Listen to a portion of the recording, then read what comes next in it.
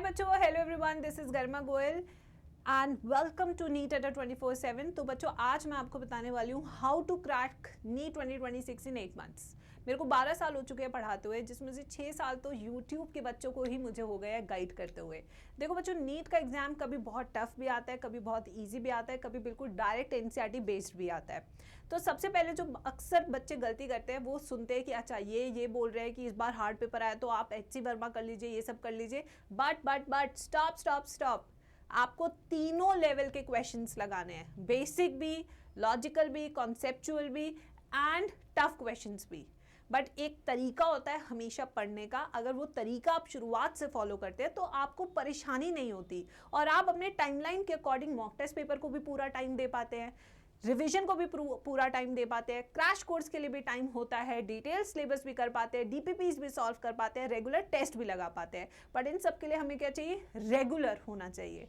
तो सबसे पहले बच्चों, what is step 1? Step 1 is very easy. Step 1 is to do the detailed theory of PCB. कोई भी टॉपिक आपका स्किप नहीं होना चाहिए, चाहे वो फिजिक्स हो, केमिस्ट्री हो, बायोलॉजी हो। अगर आपका बैकलॉग भी बन रहा है तो प्लीज उसे सैटरडे संडे लगा के क्लियर कीजिए। जब आप डिटेल थ्योरी करते हैं तो आपको इनके साथ DPP प्लस PYQ साथ में ही कंप्लीट करने चाहिए, क्योंकि प्रैक्टिस, अगर आप थियोरी कर रहे हैं तो प्रैक्टिस भी तो करेंगे और वो प्रैक्टिस आपकी DPP एंड PYQs होने चाहिए।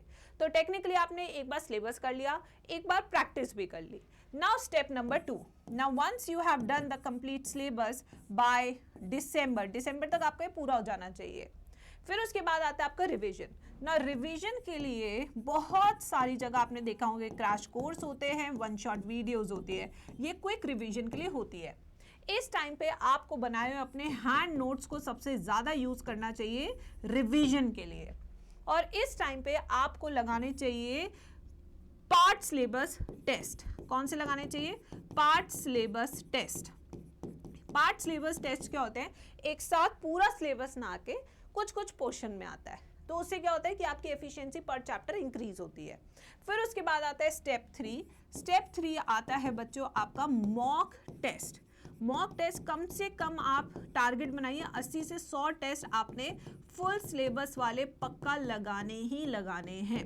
अगर आप ये नहीं लगाते हैं तो आपको वो कॉन्फिडेंस नहीं आता एग्जाम हॉल में जो आपके पास होना चाहिए, क्योंकि मॉक टेस्ट लगाने से दो चीजें होती है। एक तो आपके अंदर कॉन्फिडेंस आता है कि मैं कोई भी सवाल मैं कर सकता हूं, प्लस दूसरा क्या आता है? Time management, which is very important जब से आपका पैटर्न चेंज हुआ है। अब पैटर्न क्या है? 180 क्वेश्चन 180 मिनट्स, जिसमें इन्विजिलेटर आपका बायोमेट्रिक भी कराता है, अंगूठा भी लगवाता है, सब कुछ करवाता है। तो इसलिए टाइम मैनेजमेंट बहुत जरूरी है, वो आपका सिर्फ मॉक टेस्ट पेपर से आता है। ये तीनों स्टेप है, अभी भी 8 महीने हैं, आराम से अचीव किए जा सकते हैं, बिल्कुल भी टफ नहीं है। बट एक पर्टिकुलर डायरेक्शन में आप काम कीजिए, तब देखिए बहुत आसान हो जाएगा आपके लिए। ठीक है बच्चों, अगर आप लोग खुद से ये सब नहीं कर पा रहे हैं तो मेरे पास कुछ ऐसी चीजें हैं जो आपको हेल्प कर सकती है। जैसे हमारी बैचेस डिटेल्ड सिलेबस के लिए महा प्रैक्टिस कॉम्बो, जिसमें DPP, PYQ, mock test paper सब कुछ है, टेस्ट सीरीज, सारे लेवल की प्रैक्टिस हो जाएगी। चाहे मीडियम लेवल के क्वेश्चंस हो, हाई लेवल के क्वेश्चंस हो, या स्टेटमेंट बेस्ड क्वेश्चन हो, असर्शन रीजन हो, मैच द फॉलोइंग हो, कुछ भी तरह के क्वेश्चन हो। NBTS टेस्ट सीरीज जो आपको full syllabus mock test paper देगी, एंड हमारा बैच है विक्ट्री बैच जो आपको रिवीजन में भी हेल्प करेगा। तो ये सारे बैचेस अभी अल्ट्रा डिस्काउंट पे, जैसे आप देख सकते हैं, कोड आप देख सकते हैं, फोन नंबर आप देख सकते हैं, लिंक्स आपको डिस्क्रिप्शन बॉक्स में मिल जाएंगे। ठीक है, तो आज ही इनको ले लीजिए बिफोर 1 सितंबर, क्योंकि मंथ एंड सेल है। अभी अच्छी इन्वेस्टमेंट कीजिए, जैसे कि आप एक स्ट्रैटेजिक डायरेक्शन में अपनी प्रिपरेशन कर सके और अच्छे से डिसिप्लिन होके अच्छे टीचर्स के साथ सिलेक्शन की ओर बढ़ सके। तो बच्चों, please make sure you buy before 31 August. Thank you so much.